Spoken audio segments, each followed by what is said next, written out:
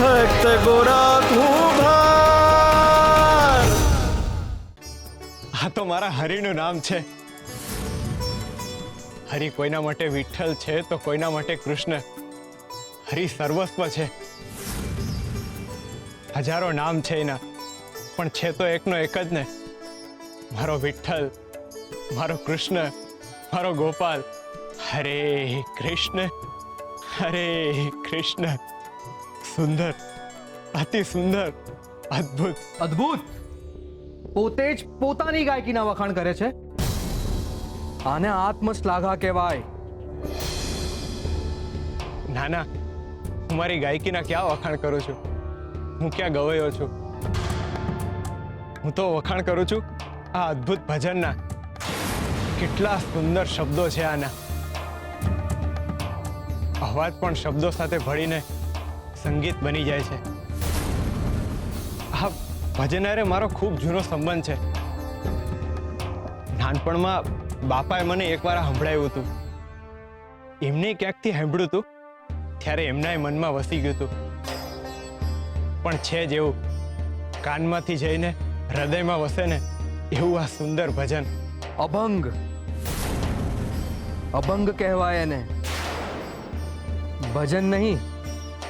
હા તો અભંગ પણ કહેવાતું હશે, પણ છે તો મારા હરિની સ્તુતિ ને.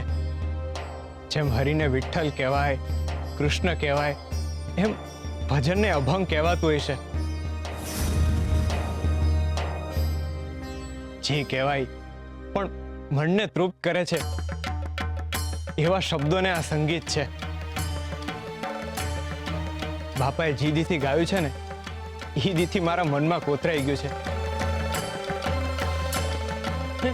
એટલે જ તો તમારી અરે હાથમાં હાથ પુરાવી એકો ને હરીને આટલું સારી રીતે હમરી હેકો. આને સાદમાં સાદ પુરાવ્યો ના કહેવાય. આ અભંગનું નિર્માણ મેં કર્યું છે.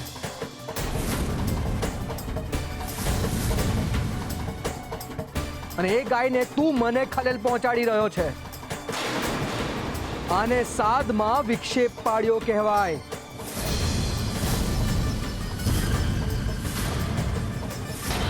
હરી હરી હરી એટલે તમે એમ કહો છો આ ભજનનું નિર્માણ તમે કર્યું છે? ના ના ના, તમે આવું કઈ જ કઈ રીતના હકો. આ તો અશક્ય છે. અરે આ ગોરા શું બોલી રહ્યો છે? સાવ બોટ છે, એને ખબર નથી પડતી કે કોની હારે વાત કરી રહ્યો છે. અરે એની મૂર્ખાઈમાં સંતનું અપમાન કરી રહ્યો છે. કોઈ એને કહો કે બોલવાનું બંધ કરે. બેટા, આ સંત સિદ્ધેશ્વર છે. મહારાજ, તમારા ચરણોમાં હરિભક્તના પ્રણામ છે. સંત તો સત્યનો અવતાર હોય છે. સંતને સંસારના હંધાઈ સત અસતની જાણ હોય છે. તો તમે જ કહો, હા ભજન એટલે કે હા અભંગનું નિર્માણ તમે નથી કર્યું ને?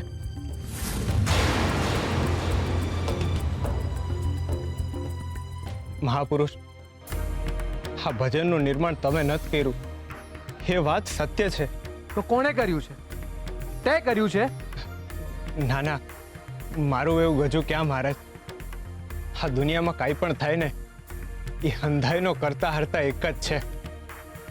મારો તારણહાર શ્રી હરિ, શ્રી કૃષ્ણ, ગિરધર ગોપાળ, શામળિયો.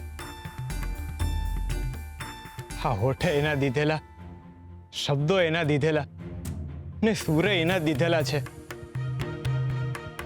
આપણે તો ખાલી નિમિત્ત માત્ર છીએ. ही हलावे ने हीम આપણે હલીએ. હા એ વાત સાચી કે આપણે નિમિત્ત છીએ, પણ એનો અર્થ એમ નહીં ને કે એની રચના તમે જ કરી છે. હરિની ઈચ્છા વિના તો એક અવાજ ન નીકળે, તો આટલી મોટી રચના તો બહુ દૂરની વાત છે. જેમ હું માટીને અડું ને હરી મારી માટીને માટલું બનાવી દે ને, એ જ રીતે હવે માટી એમની હાથે એમને આપેલા, તો મારે એમ તો ન કહેવાય ને કે માટલા મેં બનાવ્યા. માફ કરજો સંતશ્રી, આપને આ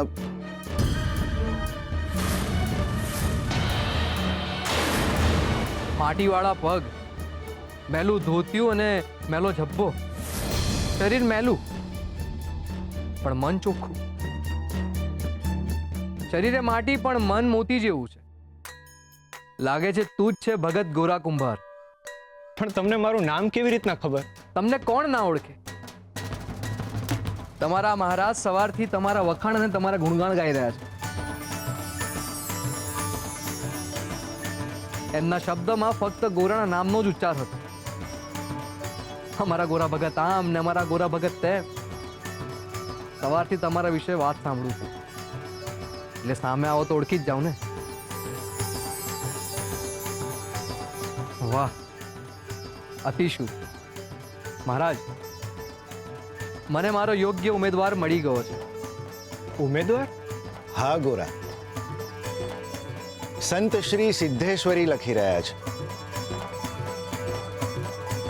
અને એ પૂર્ણ કરવા માટે એમને મદદની જરૂર છે. પણ એમાં હું મદદ કરી શકું? હું તો તમે કહ્યું એમ જ મદદ તો હરી કરવાનો છે ને. આપણે તો બસ નિમિત્ત માત્ર છીએ. મેં સિદ્ધેશ્વરીમાં ઘણા આધ્યાત્મિક પ્રશ્નોના જવાબો લખી નાખ્યા છે, પણ એટલે તમે કીધું એમ મને વિઠ્ઠલે બધા જ પ્રશ્નોના જવાબો આપી દીધા છે.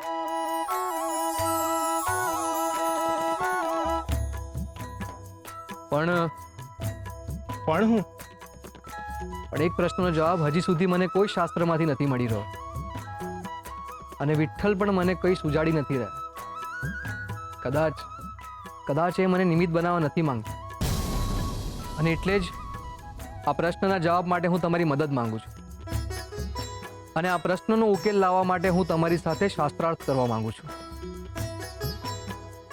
શાસ્ત્રાર્થ એટલે?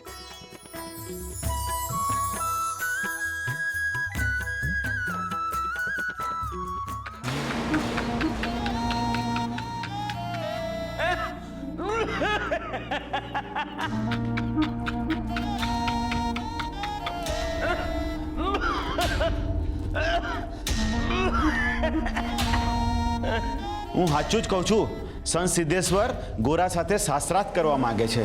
હા, એની પાસેથી સવાલોના જવાબ લેવા માંગે છે. પણ મજાની વાત એ છે કે ગોરાને શાસ્ત્ર એ શું એ જ ખબર નથી.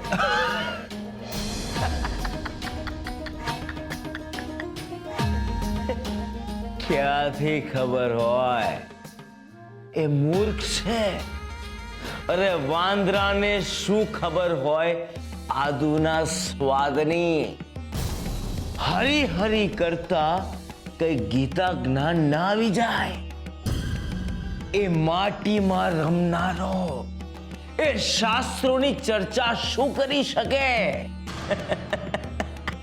અને ગોરા સાથે શાસ્ત્રોની ચર્ચા કરવી એટલે દિવાલો સાથે માથું ભટકાવા બરાબર છે. એ અજ્ઞાનીને જ્ઞાનના જ્ઞાની પણ ક્યાં ખબર છે?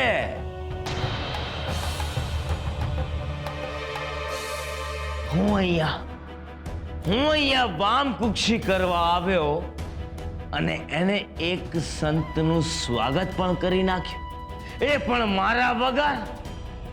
અને તું આ વાત મને છેક અત્યારે કરે છે? એક જ્ઞાનીનું સ્વાગત બીજા જ્ઞાનીએ જ કરવું જોઈએ. પણ બાપા, કોઈને યાદ જ ના આવ્યું. સંત જેવા મંદિરમાં આવ્યા એવા જ બોલવા લાગ્યા, ગોરા ક્યાં છે, ગોરા ક્યાં છે? એમણે એકે વાર ન કીધું કે મંદિરના પૂજારી બાપા ક્યાં છે.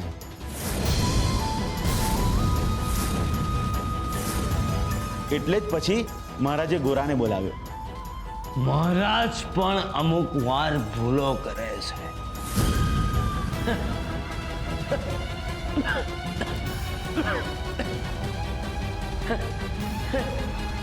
મહારાજ, અરે એવા સંતની સામે મારા જેવા જ્ઞાનીને મુકાય તો શાસ્ત્રાર્થ થાય.